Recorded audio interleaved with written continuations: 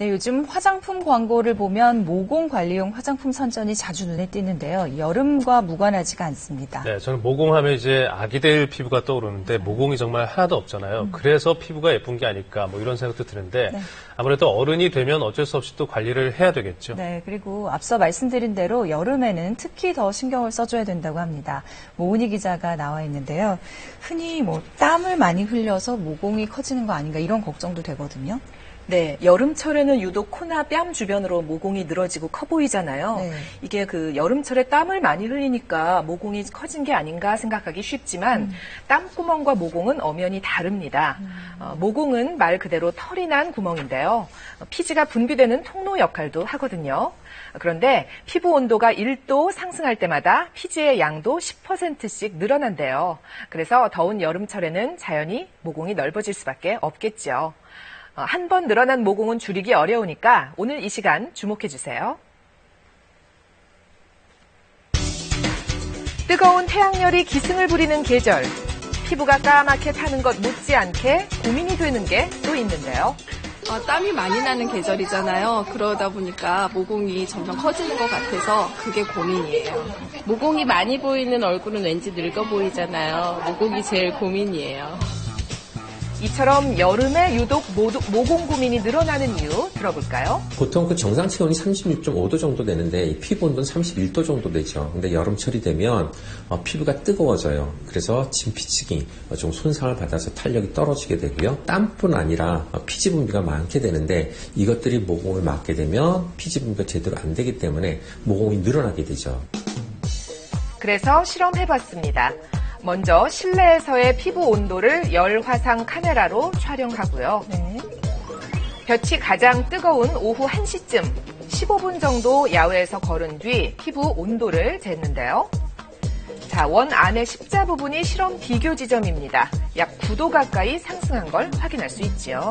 여름철 직사광선 속에는 겨울철에 비해서 자외선 B가 더 많이 포함되어 있습니다. 자외선 B는 피부 속에 홍반 반응을 유도하게 되는데 그로 인해서 피부 체표면 온도가 상승하게 됩니다. 체표면 온도의 상승이라는 것은 보통 콜라겐 파괴의 신호라고 볼 수 있는 것이죠. 이런 자외선을 피하려면 되도록 양산을 써주고요. 그늘 아래서 걷기만 해도 약 3에서 5도 피부 온도를 낮출 수 있습니다. 얼굴의 반도 2만 개나 있다는 모공, 그 크기는 털하고 상관이 있을까요? 모공은 털이 피부 표면으로 나오는 구멍이고요. 그 구멍을 통해서 피지샘에서 나온 피지가 함께 나오게 됩니다. 털이 굵어져서 모공이 넓어지는 것은 아니니까 피지 분비량이 증가됐을 때 모공이 넓어지게 되는 것이죠. 넓어지는 모공 원인을 찾기 위해 한 주부의 피부 상태를 점검해봤습니다. 네. 모공은 피지형 모공과 노화형 모공으로 구분할 수 있는데요. 이마와 코 주변에 주로 보이고 각질이 많이 쌓이는 경우 피지형 모공, 볼 주변에 많이 나타나고 아래로 처져 있는 모공은 노화형 모공입니다. 나이가 들수록 노화형 모공이 생기는 비중이 늘어나는데요.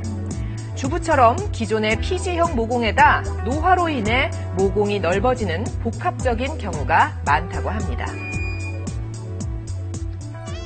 그렇다면 어떻게 관리해야 할까요? 외출 후엔 미세먼지가 모공에 끼어있지 않도록 전용 세안제를 사용해 충분히 씻어주고요. 피지 제거한다고 알갱이 타입 각질 제거제 많이 쓰시죠? 자극이 덜한 크림 타입을 이용해서 살살 관리해주는 게 더 낫다고 합니다. 팩으로 충분히 영양을 공급한 후 냉장고에 보관한 차가운 수건으로 모공을 조여주면 되는데요. 세안, 각질 관리, 보습, 이 세 가지를 꾸준히 지키는 게 쫀쫀한 모공 유지하는 비결입니다. 넓은 모공, 보기에만 안 좋은 걸까요? 때로는 피부 질환으로까지 악화될 수도 있는데요. 여름이 좀 되다 보니까 코 주위에 모공도 좀 넓어지는 것 같고 좀 턱 주변도 많이 가려워지는 것 같아서 그래서 찾게 됐습니다. 피부가 가렵기까지 하다고요? 원인이 뭔지 남성의 피부 상태를 검사해 봤는데요. 저쪽에 움직이는 거, 저거 보이세요? 모낭충이라고 해서 피부 면역력이 떨어지면 더 왕성하게 활동한대요. 가려워지고 그 부분이 붉어지고 발진이 있으면서 그 주위에 홍조증이 같이 동반하는 경우가 있고요. 또 여드름과 달리 가렵고 각질이 일어나는 경우가 있습니다. 1제곱센티미터당 10마리 이상이 검사했을 때 나온다. 이러면 일단 모낭충증을 의심해야 되고요. 피부 노폐물을 먹으면서 자라나 피지선에 염증을 일으키는 모낭충은 철저한 세안 그리고 심할 경우 레이저 치료를 통해 효과를 볼 수 있습니다. 한번 커진 모공 크기 줄이기 어렵다면 잠깐 감춰보는 건 어떨까요? 지성 피부인 분들이 아마 고민 많으실 거예요. 화장이 금세 지워지고 번들거리잖아요. 모공을 효과적으로 가리기 위해선 이른바 모공 지우개라고 불리는 이 화장품을 초기 단계에 가볍게 발라주는 게 좋은데요. 프라이머라는 제품인데요. 이게 주성분이 실리콘으로 되어 있어서 모공이나 잔주름을 가볍게 메꿔줘서 그 피부 결을 조금 더 매끈하게 보이는 역할을 해주고요. 또 유분감도 잡아주기 때문에 화장의 지속력까지 높여주는 제품입니다. 프라이머를 바를 때는 피부결의 반대 방향으로 살살 굴리면서 발라주면 넓었던 모공이 잘 메워지고요.